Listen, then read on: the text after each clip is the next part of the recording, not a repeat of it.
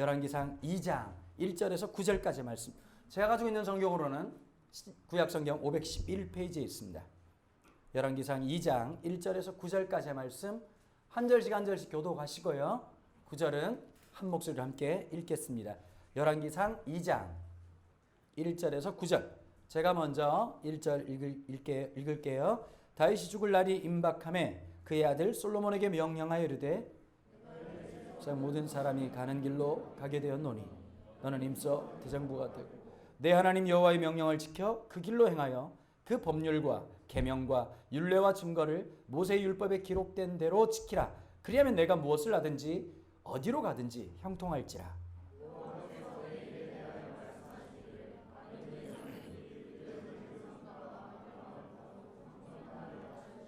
내 앞에서 행하면 이스라엘 왕위에 오를 사람이 내게서 끊어지지 아니하리라 하신 말씀을 확실히 이루게 하시리라. 수레의 아들 요압이 내게 행한 일 곧 이스라엘 군대의 두 사령관 넬의 아들 아브넬과 예델의 아들 아마샤에게 행한 일을 내가 알거니와 그가 그들을 죽여 태평시대의 전쟁의 피를 흘리고 전쟁의 피를 자기의 허리에 띤 띠와 발에 신은 신에 묻혔으니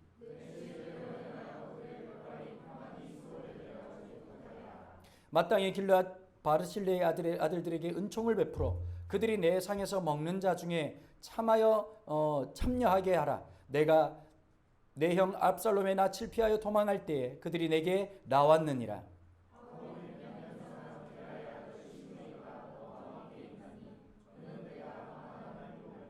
악독한 말로 나를 저주하였느니라. 그러나 그가 요단에 내려와서 나를 영접함으로 내가 여호와를 두고 맹세하여 이르기를 내가 칼로 너를 죽이지 아니하리라 하였노라. 함께 읽습니다. 그러나 그를 무죄한 자로 여기지 말지어다. 너는 지혜 있는 사람이므로 그에게 행할 일을 알지니 그의 백발이 피 가운데 수월에 내려가게 하라. 아멘. 오늘 열왕기상 2장의 내용은 2장 1절부터 9절까지의 내용은 다윗의 유언입니다. 마지막 남기는 한마디라고 하는 뜻입니다. 사람이 마지막에 남기는 한마디가 굉장히 중요한 말이었습니다. 인생 속에서 살아가다 보면 어제 제가 개인적으로 야구를 좋아하니까 기아 타이거스라고 하는 팀의 25번인 한 선수가 은퇴를 했습니다. 고총범이라는 아주 이렇게 갑자기 이름 까먹었는데 범호 아저씨가 이범호 선수가 은퇴를 했습니다. 참 멋있는 게요. 은퇴를 하는데 우리도 이제 메이저리그 닮아가가지고 25번인데 기아 선수들이 전부 다 백넘버를 이범호 25번이라고 하는 번호를 다 달고 뛰었습니다. 그러고 있다가 6회 초에 수비하러 들어갔다가 이제 선수가 교체하고 이제 나오는데 참 멋진 장면이었죠. 지금 그 기아 타이거스라고 하는 팀에 주전 3루수의 역할을 해야 될 신인 선수가 있는데 동명이인이죠. 박찬호라고 하는 선수가 있습니다. 그 말 많은 그분 말고요. 잘생기고 수비 참 잘하는 친구가 있는데 우리나라 역대 프로팀에서 처음 있는 일인데요. 자기의 백넘버를 그 선수한테 달아줬습니다. 그리고 은퇴를 하는 모습이 참 멋있게 등장을 했었습니다.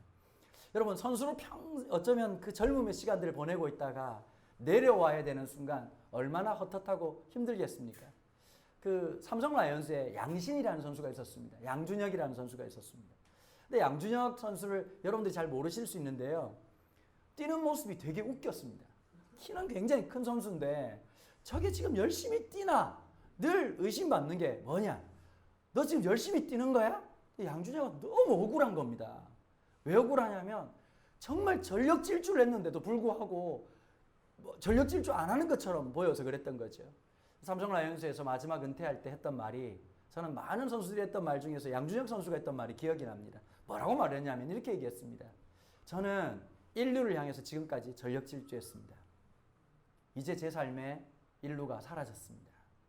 새로운 인류를 향해서 달려가는 삶을 시작하겠습니다. 여러분 무엇을 하든지요. 어떤 삶의 그 역경을 견뎌본 사람이 남긴 그 한마디는 귀담아 들어볼 필요가 있습니다. 늘 조심해야 될 게 있어요. 잘 나갈 때 하는 소리는 헛소리일 확률이 90%입니다. 그런데 마지막에 죽을 때는 뻥치는 사람을 잘 못 봤습니다. 진심이 담겨 있습니다. 다윗이 이런 일 저런 일 다 겪었을 겁니다. 근데 마지막 힘을 쥐어짜서 온 마음을 다해서 다음 왕이 될 아들 솔로몬에게 주는 메시지는 명확한 것이었습니다. 여러분, 예를 들면 이런 거예요. 사람의 삶을 가만히 보면 열등감이라고 하는 건, 내지는 상처라고 하는 게 우리를 움직일 때가 굉장히 많습니다. 그렇지 않습니까? 보면 뭐 돈에 대한 한이 서린 사람은 돈 한번 마음껏 써봤으면 이런 생각이 들 테고요. 공부를 좀 못한 사람들은 공부 한번 잘 해봤으면 좋겠다 이런 생각 들 테고, 뭐 이렇게 연애 한번 제대로 한번 못하고 못다 핀 꽃 한 송이처럼 살아갔던 사람들이야 한번 제대로 한번 이뻐보고 잘생겨보고 그래가지고 좀 사랑받는 사람으로 살았으면 좋겠다는 생각을 누구나 할 겁니다. 저는 뭐 다시 태어났으면 좋겠다는 생각을 한 번도 해본 적이 없지만 표준말을 한번 해봤으면 좋겠다는 게 마음속 소망이기도 합니다. 죽을 때까지 힘들 것 같습니다. 자, 그런데 여러분, 다윗은 지금 솔로몬에게 딱 한마디를 해줍니다. 하나님의 말씀을 떠나지 마라. 굉장히 진부한 말씀이에요. 그럼 성경에서 제일 재미없는 얘기 중에, 교회 와서 제일 재미없는 게 믿음으로 살아라, 하나님의 말씀대로 살아야지, 이런 얘기가 정말 재미없는 얘기인데요. 지나보면 지나볼수록 우리가 다른 가치를 향해서 살아가다가 하나님이 주시는 메시지가 딱 있단 말이에요. 하나님 주신 위로가 있거든요. 전 차를 자주 몰죠. 그래서 제가 원래 계획성이 되게 없는 사람인데 제가 진짜 많이 변했습니다. 원래 MBTI 검사를 하면 저는 극단적인 P입니다. 극단적인 P가 뭐냐? 꽂히는 대로 사는 사람이에요. 아침에 눈 떠보고 막 기분 좋을 때 제일 조심해야 돼요. 저 털어먹기 제일 좋을 때가 언제냐? 굉장히 행복해 보일 때 옆에 찌르면 다 튀어나오게 돼 있어요. 늘 조심하셔야 됩니다. 자, 그런데요. 제가 성격이 많이 바뀌어가지고 이번에 MBTI 검사를 내보니까 세상에나 J가 엄청 강하게 나온 거예요. 졸지 J 사람이 됐어요. 늘 마음속에 이제 생각을 하고 계획을 하고 준비를 해야 되는 거예요. 자, 많은 걸 계획하고 생각을 하고 살아가요. 근데 늘 마음속이 어떠냐? 저는 원래 그런 사람이 아니기 때문에 무언가를 계획하고 있다는 것은 제가 소진되고 있다는 뜻이에요. 무언가를 스트레스를 받고 있다는 뜻이고 내가 마음을 쏟아야 된다는 뜻이니까 그게 참 쉽지 않습니다. 뭐 사람마다의 기질이 다 있고 성향이 다 있단 말이에요. 근데 제 생각에 진짜 많이 바뀐 것 중에 하나가 메모하는 습관입니다. 메모를 꼼꼼하게 하고요. 제가 안 믿으시겠지만 저는 제 가방 안에 꼭 필통이 있습니다. 이 필통 안에요. 잘 안 믿으시더라고요. 보니까 제가 쓰는 펜들을 늘 이렇게 넣어 다니시거든요. 제가 노트북이 없는 사람이지 않습니까? 저는 늘 이렇게 이제 손으로 직접 쓰는 걸 굉장히 좋아하는 사람인데, 필기하는 것 중에 한 가지가 뭐냐? 차계부를 쓰는 겁니다. 차를 해가지고 언제 엔진 오일을 넣었는지, 무슨 엔진 오일을 넣었는지, 몇 킬로대 넣었는지, 그 다음에 언제 미션 오일을 갈았는지 다 기록을 합니다. 굉장히 꼼꼼합니다. 오래 살아야 되니까요. 그런데 제가 제일 신경 쓰는 것 중에 한 가지가 있습니다. 어떤 거냐면 타이어입니다. 타이어에서 참 문제가 많이 생길 수가 있거든요. 그럼 뭐 이렇게 바퀴 보고 새로운 이렇게 바퀴를 갈 수도 있겠는데, 더 중요한 게 하나 있는데 그게 뭐냐면 휠 얼라이먼트라고 하는 겁니다. 휠 얼라이먼트가 뭐냐? 제가 좀 이렇게 똑똑한 척 해도 되겠습니까? 기분 나쁘시겠지만 자동차 바퀴라고 하는 게 여러분들 볼 때는 일직선으로 구성되어 있을 거라고 생각하고 있지만 모든 것이 이제 원심력을 이용하기 때문에요. 각도가 살짝 안으로 틀어져 있습니다. 그걸 뭐라고 말하냐니까 토우인이라고 얘기합니다. 못 알아들었지? 토우인이라고 얘기를 합니다. 각도가 있는데 원래 자동차가 나올 때는 토우인이 맞춰져서 나오는데요. 앞축과 뒤축에 대한 각이 맞춰져 나오죠. 근데 노면이라고 하는 게 울퉁불퉁하기도 하고 지속적으로 스트레스를 받고 지속적으로 진동을 느끼다 보면 이 토우인이 틀어질 때가 있습니다. 혹시 여러분 자동차 운전하실 때, 운전하시는 분들은 잘 보시겠지만 조수석에 앉아 있다가 앞차의 뒷바퀴를 가만히 보시면 유난히 차 바퀴가 덜덜거리고 흔들리거리는 차가 있습니다. 토인이 안 맞기 때문입니다. 근데 얼라이먼트를 맞추려고 하면 대충 가격이 어떻게 되느냐? 4만 원에서 한 6만 원 사이 왔다 갔다 하는 금액을 주면 휠 얼라이먼트를 맞춰주는데요. 이게 되게 아깝습니다. 왜 아까우냐면 타이어를 바꿔주는 것도 아니고요. 멀쩡하게 있는 타이어 이렇게 대충 갖다 주고 이상한 갖다 놓고 기계 놓고 있다가 뚝딱뚝딱 하고는 끝났습니다. 그러고 5만 원 달라 그러면 되게 아깝죠. 근데 이거 아끼다가 나중에 무슨 문제가 생기냐? 편마모가 생깁니다. 타이어가 한쪽만 달아버려가지고 비가 많이 온다든지, 특별히 겨울도 위험하지만요, 여름이 위험합니다. 장마가 딱 져가지고 노면에 비가 착착하게 적셔져 있을 때 어떤 현상이 생겨요? 수막 현상이라는 게 생겨요. 여러분 고급진 단어 굉장히 많이 나온다. 수막 현상이 뭐냐면 집에서 이렇게 이렇게 싱크대 같은데 싱크대 말고 좀 돈 좀 있는 집들은 이렇게 대리석 하나씩 다 있지 않니, 그지? 그러고 있다가 이렇게 찬물 넣으면 밑에 물이 이렇게 생기다가 손도 안 되는데 갑자기 성령님이 마셨는지 그릇이 쑥 밀려갈 때가 있잖아. 그래가지고 좀 무식한 애들은 어머 막 놀랐다, 뭐 귀신이 나타났다 이러는데 그건 과학적인 현상이 수막 현상이잖아요. 그런 똑같은 현상이 운전할 때 나타나요. 그럼 브레이크를 아무리 잘 밟아도 문제가 생기는 거예요. 그러려고 하면 타이어의 각도나 모든 걸 중요하게 생각해야 되거든요. 그래서 저는 정기적으로 휠 얼라이먼트를 맞추러 가요. 여러분, 만약에 우리 자매들이 화장을 하는데 안 보고 화장을 한다. 거울을 보지 않고. 6.25죠. 대참사가 벌어질 수 있거든요. 그럼 거울을 봐야 돼요. 그죠? 내 모습을 보면서. 하나님의 말씀 앞에 살아간다는 건 뭐냐면 내 삶을 정확하게 직면하는 거예요. 잘하는지 못하는지 내 감으로 하는 게 아니라 정확하게 직면하는 것이 하나님이 알려주는 우리 인생을 향한 바로메타가 된단 말이에요. 여러분, 다윗도 실패했을까 안 실패했을까? 실패했어요. 실패했다는 걸 언제 알았을까요? 하나님 앞에서. 다윗은 완벽한 사람이 아니에요. 완전한 사람이 아니에요. 부족한 인생이었고 실패한 인생이었고 어쩌면 한쪽이 심각하게 손상을 입었던 인생이었어요. 근데 하나님 앞에 감사할 수 있는 게 어떤 거냐? 회복될 수 있다는 거예요. 우리의 영혼이 회복될 수 있다는, 솔로몬한테 그 얘기를 하는 거예요. 왜냐하면 아버지로서 솔로몬을 보는데 이런 게 있어요. 다른 집에서 보면 그럴 수 있잖아요. 목사님 집 애들은 아무 문제, 그게 안 살아보니까 그런 얘기 하는 거죠. 살아보면 이게 제품이 심각한 결함이 있다는 걸, 리콜이 안 되는 심각한 결함이 있다는 걸 집집마다 다 알고 있지 않습니까? 위아더 불량품 이런 건 다 이렇게, 저도 우리 아버지 어머니한테 그런 존재였을 거고 다 누군가에 그럴 거예요. 자, 그러면 걱정이 앞서요. 참 신기한 게 뭐냐? 친구들은 걱정이 없어. 왜 그럴까요? 똑같으니까요. 날마다 앉아서 파이팅! 이러고 다니는데 선배가 되면 심각하게 걱정이 되거든요. 앞으로 얘가 10년 지나고 난 다음에 어떤 행동을 할지가 보이니까 걱정이 진짜 많이 될 때가 있어요. 아버지 다윗도 마찬가지. 솔로몬의 인생을 보면서 한 가지가 있는 거죠. 네가 돌아가야 될 곳이 하나 있는데 여호와 입에서 여호수아에게 말씀하신 것처럼, 모세에게 말씀하신 것처럼 하나님의 말씀을 네 입에서 떠나지 말게 해라. 그리고 그 말씀을 쫓아서 살아가면 네가 어디를 가든지 무엇을 하든지 하나님이 함께하는, 형통이라고 하는 건 잘 될 거다, 대박 난다 이런 뜻이 아니라 하나님의 동행하심이라는 뜻이에요. 하나님과 함께하는 것을 살아가게 될 것이다 라고 얘기를 해주고 난 다음에 아주 멋진 말을 하죠. 뭐라고 말을 하느냐? 저는 이 말씀이 참 제 마음속에 참 깊이 와닿더라고요. 어떤 것이냐? 자, 4절 한번 볼까요? 4절 이렇게 말해요. 여호와께서 내 일에 대하여 말씀하시기를 만일 내 자손들이 그들의 길을 삼가 마음을 다하고 성품을 다하여 진실이 내 앞에서 행하면 이스라엘 왕에 오를 사람들이 내게서 끊어지지 아니라라는 말씀을 확실히 이루게 하시리라. 자, 이게 무슨 말이냐면 다윗에게 약속하신 게 있어요. 성경 전체로 보면 구약에, 잘 들어봐, 이거 고급진 말이고 신학적인 말이에요. 이거 굉장히 고품격 하이 퀄리티요. 하나님이 우리하고 하신 약속을, 약속이라 그러면 조금 싸 보이잖아. 그래서 좀 이제 공부 좀 하신 분들이 언약이다 이렇게 얘기를 한단 말이에요. 그거보다 좀 더 고급스러운 거 원하면 covenant 이렇게 얘기한단 말이에요. 하나님의 언약 이렇게 얘기해. 근데 하나님의 언약 중에 중요한 언약이 두 가지가 있어요. 몇 개가 있다고? 크게 몇 가지가 있다고요? 두 가지가 있어요. 아브라함의 언약이 있고 두 번째 다윗의 언약이 있어요. 아브라함의 언약은 뭐냐? 75세에 가만히 잘 살고 있는 아브라함 옆구리 찔러가지고 부동산 이전을 명령했단 말이에요. 복채도 안 주고 이전을 했어요.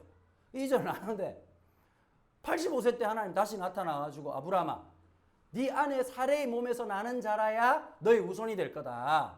그렇게 얘기하니까 아브라함이 걱정이 많이 되는 거잖아요. 그냥 이게 이제 아내가 몸 좋다고 되는 문제가 아니라 자기도 몸이 좋아야 되는데 85세란 말이에요. 85세. 이게 쉽지 않은 상황이라 굉장히 부담스럽고 이제 그래가지고 괜찮다고 하나님. 충분히 그 마음은 이해하지만 요즘 제가 지금 전체적으로 지금 이렇게 그 상태가 안 좋은 상황이다. 그래가지고 자기 몸종이 이제 아들이 될 겁니다. 근데 하나님이 아니라고 얘기를 하시죠. 그럼 99세에 다시 나타나. 천사가 신방 와가지고 뭔 말인지 아니까 내년 이맘때 당신이 사레의 몸에서 난 아들을 안게 될 거다. 이렇게 얘기를 했단 말이에요. 지난번에도 말한 것처럼 아브라함이 가만히 있을, 왜 가만히, 내가 볼 땐 99세니까 못 들었을 확률이 99%예요. 아마. 옆에 있던 아내가 듣고 깜짝 놀래가지고 막 웃었단 말이에요. 남편 몸 상태를 누구나 제일 잘 아는 사람이 만하님일 텐데 지금 이 양반이 지금 오줌도 제대로 안 나오는 판에 무슨 아들을 낳겠다 이러니까 기가 막힌 거지. 그런데 그 자녀를 통해서, 이삭이라는 자녀를 통해서 하나님이 말씀하신 게 아니었어. 뭐냐? 언약의 자손입니다. 하나님의 약속의 자손. 하나님의 백성들로 살아가가지고 이루실 하나님의 그래서 아브라함의 후손이라고 하는 건 혈통적인 것이 아니라 아브라함의 신앙 고백적 삶을 살아가는 모든 사람들을 통해서 하나님 백성 되게 하신 영광을 보여주신다는 거예요. 이거에 대한 인식이 없었던 이스라엘 사람들은 혈통적 아브라함의 후손으로 생각한 거고, 아브라함이라고 하는 그 삶을 통해서 보여주는 게 뭐냐? 아브라함은 어떤 독특한 혈통을 얘기하는 게 아니야. 떠내기 같은 인생이었는데 무엇이냐? 하나님이 말씀하시는 것을 믿음으로 받아서 행동했던 사람. 아브라함의 믿음의 뿌리는 혈액형의 문제가 아니라 유전자의 문제가 아니라 믿음의 문제였다는 거예요. 그 신앙 고백을 함께하는 모든 사람들이 아브라함의 자손이 되는 거예요. 우리는 아브라함 할아버지 만난 적 없어. 그치? 혹시 본 사람 있으면 병원에 가야지.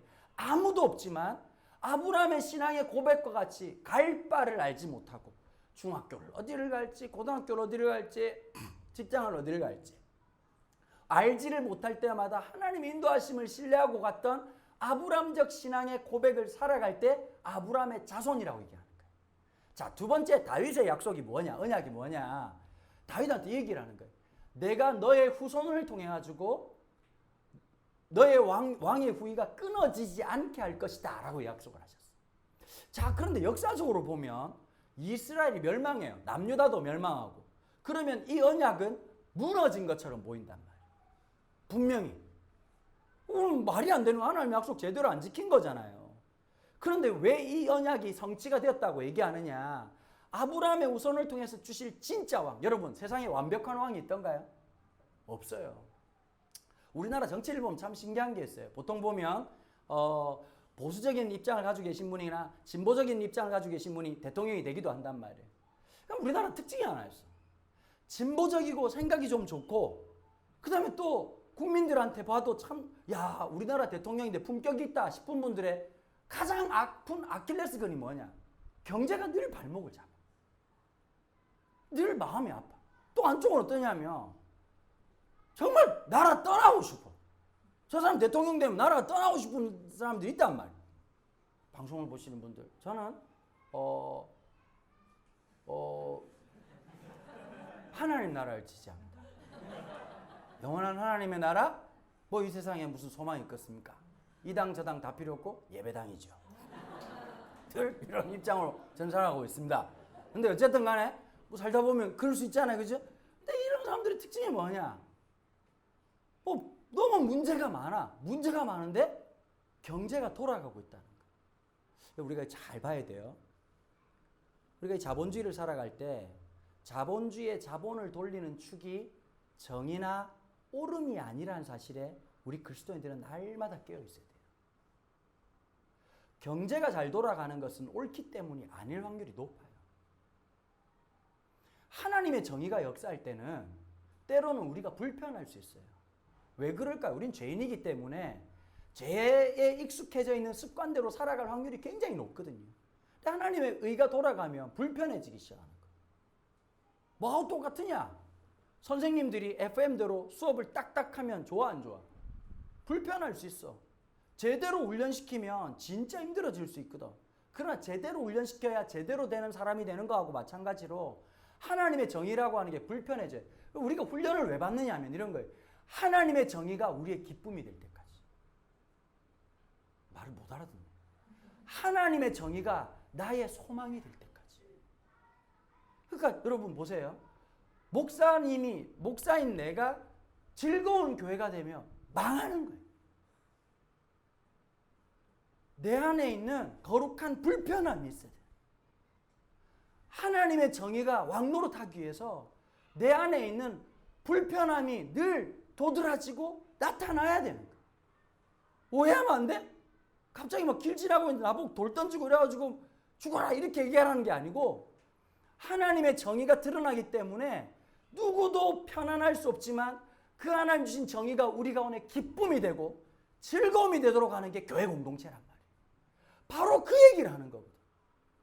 야, 우리가 다른 나라보다 작고 부족하지만 하나님의 말씀에 늘 귀를 기울여라. 지금 우리 친구들이 귀를 기울이고 있는 삶이 있잖아요. 우리 각자가 늘 귀를 기울이고 있는 삶들이 있거든요.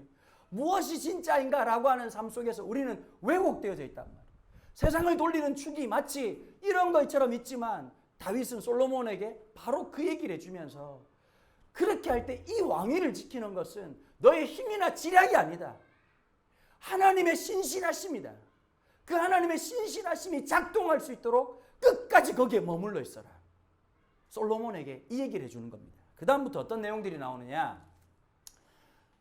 다윗한테 진짜 아픈 손가락이 하나 있는데요. 어떤 사람이냐면 지난주에 말씀드렸는데 물론 다 기억을 못 하시겠지만 요압이라고 하는 다윗의 오른팔이 있었습니다.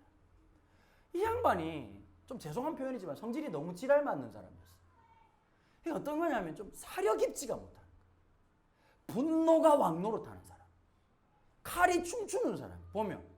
그래가지고 어떤 일이 벌어졌느냐. 다윗이 13년 동안 사울의 칼날을 피해서 도망다녀요. 말이 좀 어렵습니까? 골리앗 죽인 건 아시죠? 골리앗 죽인 이거 모르면 여러분 이건 진짜 절에 있는 스님도 아는 얘기고 신천지도 아는 얘기라서 모르면 안 돼. 골리앗 이래가지고 어릴 때 다 배웠잖아요. 소년 다윗이 나는 만군의 여호와 이름으로 나가노라 이렇게 해가지고 가가지고 돌로 탁 죽인 거 아시죠? 그러고 난 다음에 온 국민들이 최초의 국민가요로 불렀단 말이야. 야야야 뭐 이렇게 사울은 1000명 죽이고 다윗은 10,000명 죽였네. 야야 이렇게 하고 사울이 빡쳐가지고 과대망상에 빠진 거예요. 저놈이 나를 죽이고 왕이 될 거라고 생각하고. 그러고서는 사울이 다윗을 죽이려고 창을 들고 3번이나 휘둘렀는데 천신만고 끝에 살아나가지고 도망을 합니다. 13년 동안 사울은 미치는 거예요. 왕의 사명을 잃어버리고 자기의 컴플렉스 다윗 죽이는데 올인한 사람. 여러분 13년 동안 술래잡기를 했어요. 13년 동안 있으면서 아둘람 굴에도 가기도 하고 너무 사람이 지치니까 한 번은 다윗도 한 번 사람이 맛이 가가지고 어디로 망명을 갔냐면 블레셋에 망명을 갔어요. 블레셋이 어디냐면 골리앗 홈타운이. 골리앗 고향 가가지고 있는데 혹시라도 거기서 이제 조용히 살라고 이렇게 있는데 갑자기 그 신하들이 뭐라고 말하냐니까 이는 다윗이 아니니까 우리식으로 말하면 바보 같은 새끼 걸어 들어왔네. 그리고 다윗이 그때 정신이 바짝 드는 거야. 자기가 얼마나 이제 여기 와서 이제 죽게 생겼으니까 선교사가 IS 본부로 들어간 거잖아. 그러고 있으니까 왕한테 얘기해가지고 지금 다윗이 잡혀왔습니다. 그랬더니 막 불이 나켜왔어. 다윗이 그 상황을 모면하는데 뭘 했느냐? 하나님 나라 예체능의 능력으로 모면했단 말. 연기력이 개쩔었어요. 엄청났단 말.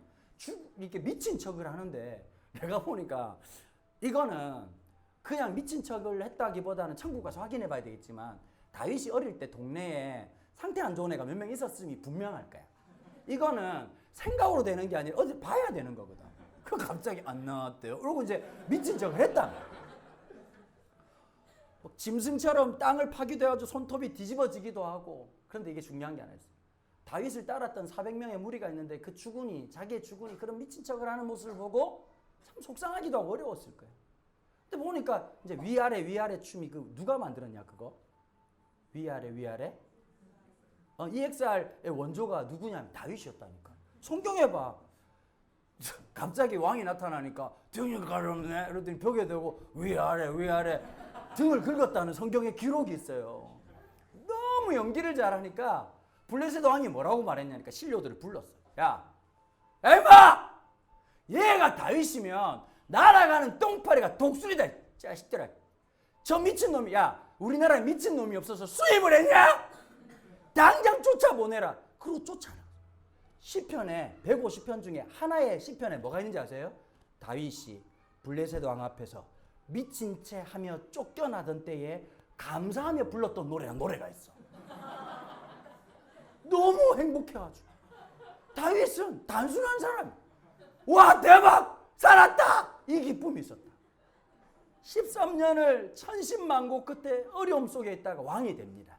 왕이 되는데 12개 지파 중에서 유다 지파의 왕이 돼요. 왕이 되고 또 13년을 기다리고 있는 13년을 있다가 또 7년을 기다리는데 어떤 일이 벌어졌냐? 먼저 알아야 될 게 있어요. 사울 왕은 북이스라엘 출신이에요. 북이스라엘의 정치적 기반이 든든한 사람이었고 12지파 중에서 10개 지파의 지지를 받는 사람이었어. 다윗은 남유다 출신이라 가지고 남유다 출신은 솔직히 말해서 그냥 이렇게 사이드에 내몰려 있는 사람이라. 2개 지파밖에 없는데 그 중에서도 2개 지파의 지지를 받아서 왕이 된 것도 아니고 자기 지파였던 유다 지파의 지지를 받아가지고 왕이 되는 게 솔직히 말해서 동네 반장 된 격이란 말이야. 그런데 그 7년을 또 기다리는데 어떻게 기다리느냐? 북이스라엘의 장로들이 내려와서 전쟁을 해가지고 북이스라엘을 무너뜨린 게 아니라 나중에 세월이 지나고 난 다음에 다윗에게 찾아와요. 찾아와가지고 그 이제 장관들이나 이런 사람 찾아와서 우리의 왕이 되어 주십시오 하고 청빙을 한단 말이에요. 청빙을 하는데 그동안 그 사람들이 다윗이나 그 다음에 요압이나 400명의 사람들을 제대로 대해줬을까? 개무시했을까? 개무시한 거지. 무슨 말인지 알겠지? 다윗이 막 왕답지도 않고 좀 안타깝. 야 13년 동안 도망다닌 사람이니까 옷이 제대로 됐겠냐? 간지가 났겠냐? 뭐 말을 멋지게 딱 보니까 말이 좋아 왕이지. 400명이 어떤 사람들일까? 품바 타령하는 거지들이었단 말이야. 그러니까 좀 권력 있는 사람들 입장에서 보면 다윗도 무시하고 400명도 무시했는데 다윗은 멘탈이 건강한 사람이었어요. 그럴 수 있다라고 생각했는데 요압은 마음속에 어떤 게 있냐니까 저놈들 내가 권력 잡으면 절대 가만 안 둘 거야. 그러면서 어떤 일이 벌어졌냐니까 넬의 아들과 아마샤라고 하는 사람을 죽이는 사건이 사무엘서에서 기록이 돼 있는 거예요. 다윗이 원했던 건 어떤 걸까요? 전쟁 없이 통일왕국을 이루는 거였거든요.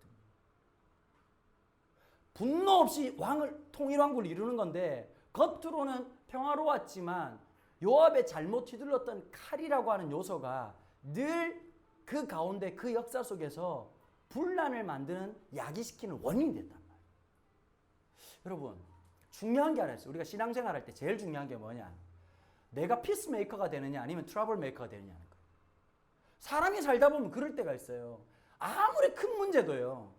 누가 딱 들어가면 문제가 안 되는 사람이 있어요.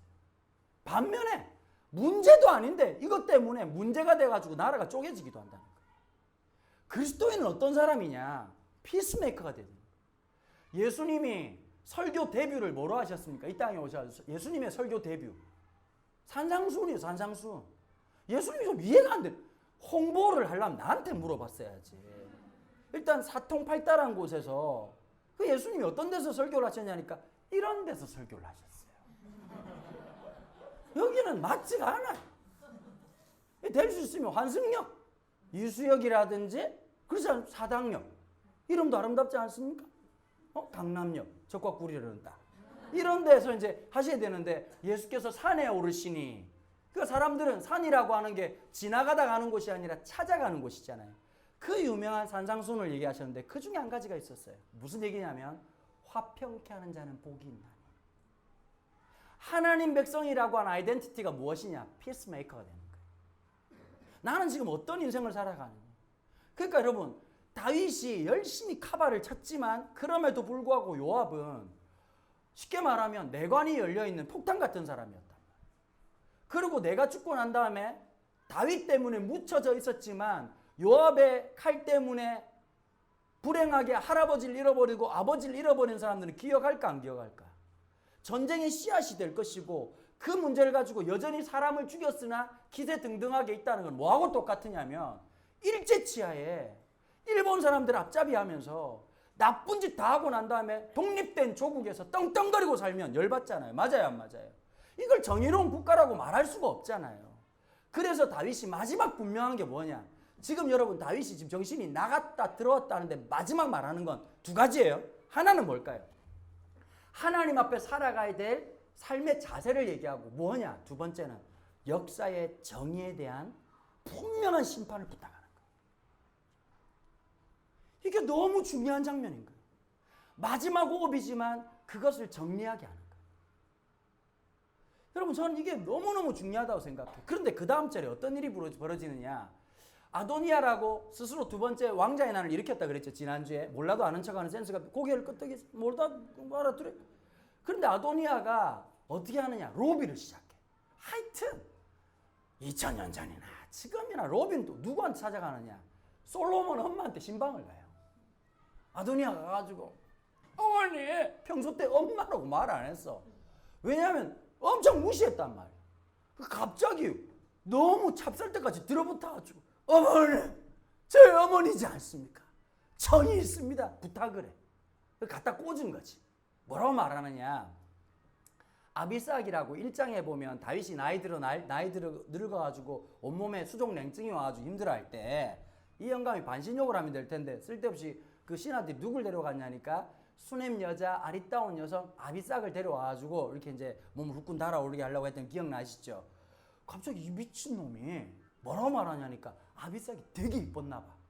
물론 교회에서는 찾아보기 쉽지 않지만 아비삭이 그 아름다운 걸 보고 이런 얘기를 하는 거예요. 저 여자랑 결혼하게 해주십시오. 그러고는 이미 왕은 끝났으니까 살려달라는 얘기를 하면서 부탁을 해요. 부탁을 하니까 이제 봐보세요. 엄마 입장에서도 기분 좋을까 안 좋을까? 지금 내 아들이 왕이 됐어. 기분 좋을까 안 좋을까? 말 못 알아듣겠네? 우리 엄마가 유튜브를 열심히 봐요. 좋아요를 열심히 누르겠죠. 대한민국의 최고의 목사 강원도. 마지막의 시대의 선지자 강원도. 죄송합니다. 엄마는 편파적이야. 맞아 안 맞아? 누가 와가지고 무슨 말을 해도 우리 엄마는 강원도는 옳다. 거의 이단적 생각을 갖고 있어. 자랑스러운 데다 아들이 이제 드디어 그 인고의 세월, 그 비참한 세월 다 지나고 아들이 왕이 됐단 말이야. 그러면 실세놀이 하고 싶을까 안 하고 싶을까? 하고 싶은 거지. 아들을 불러. My son? 나의 사랑스러운 아들아? 한 명이 찾아왔어. 엄마가 give me favor? 너의 그 호의를 좀 베풀어 주겠니? 이러고 하는 말이 이런 얘기를 한단 말이야. 자, 그러면 솔로몬 입장에서는 엄마의 말을 들어줄만 해요. 그쵸? 다윗이 솔로몬은 정확해요. 어머니를 굉장히 고통을 줘요. 2장에서 뭘 하느냐? 하나님은 다시 한번 솔로몬을 통해서 하나님의 정의를 사사로움보다 앞세우는 장면들이 나온단 말이에요. 우리가 신앙생활 할 때 중요한 게 하나 있어요. 나의 개인적인 이익보다 하나님의 정의가 훨씬 더 중요하다는 거예요. 그 가치를 가지고 살아가야 되는 거예요. 제가 참 마음 아픈 게 하나 있어요. 정치 권력을 쥐거나 종교 권력을 쥐면 집안이 대대로 먹고 사는 문제가 없는 그런 문제들이 많이 발생해요. 끝까지 싸워야 돼요. 하나님의 뜻이 이루어질 수 있도록. 여러분, 하나님이 축복하셔야 되는 거란 말이에요. 하나님이 통치하시는 거란 말이에요. 그러면 그런 인생을 살아가는 거예요. 이번 한 주간 우리가 또 살아갈 거예요. 하나님을 두려워하고 하나님을 인식하는 인생을 살아가야 되는 거예요. 우리 집 얘기가 좀 그렇긴 하지만 저희 집에 저울이 있어요. 그럼 난 진짜 신경 안 쓰는 줄 알았는데 각자가 알아가지고 저울에 한 번씩 올라가더라고. 그리고 이제 아는 거죠. 덜 먹어야 되겠고 이런 생각 한단 말. 마지막 결론. 여러분들의 영혼의 저울이 있으세요? 우리 영혼의 저울이 있냐? 사실은 이 말을 할 때 제일 위험한 사람이 저 스스로예요. 목사인 저는 설교를 하기 때문에 나는 늘 괜찮을 거라고 하는 무의식적 자뻑이 있단 말이에요. 참 감사한 게 주변에서 이런저런 얘기들을 해주는 분들을 제가 들을 수 있는 길을 달라고 기도해요. 마지막에 되면 제일 큰 문제가 어떻게 되는지 아세요? 옆에서 아첨하는 사람 소리만 듣고 싶지 하지 들어야 될 말을 못 들을 때가 있단 말이에요. 여러분, 성경의 지혜는 딱 하나예요. 뭔지 아세요? 듣고 싶은 말을 듣는 게 아니라 들어야 될 말을 들어야 됩니다. 제일 안타까운 게 이런 거예요. 부모님들이 열심히 얘기했어. 근데 나중에 무슨 소리 하는지 아니? 사고 쳐가지고 어려움 당한 애들이 엄마 그때 왜 얘기 안 해준 거야? 안 했겠냐? 쳐듣지를 않은 거지. 성경의 지혜는 이런 거예요.